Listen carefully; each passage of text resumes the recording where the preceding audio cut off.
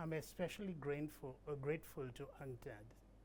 They have promoted equity in trade and in development. And this meeting here in Barbados, hosted by the government of Barbados and UNCTAD, is a primary example.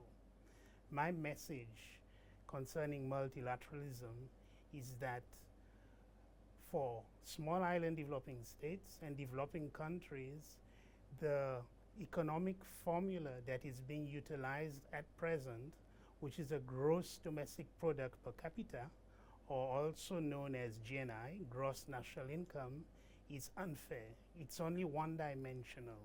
And countries like Seychelles, which are categorized as high income, do not have access to concessionary funding. So we are promoting, and more countries are coming on board, for a MVI. This is a multidimensional vulnerability index. This takes into consideration the specificities of small island developing states and least developing countries who are in the middle income or in the high income. They take into account the small economies, the small market, climate change with impacts on, for example, the coast, the roads, the weather, the flooding, and we are exposed to sudden shocks. For example, with COVID, the country had to shut down, and this affected our tourism industry. Not a single tourist came to Seychelles for over a year.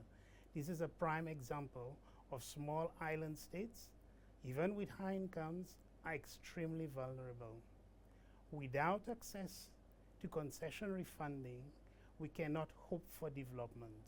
We rely on the multilateral system, the rule-based system, to bring what we perceive as rules, equity, fairness, and a underlying moral obligation on these huge international institutions to help the other countries which are more exposed and vulnerable.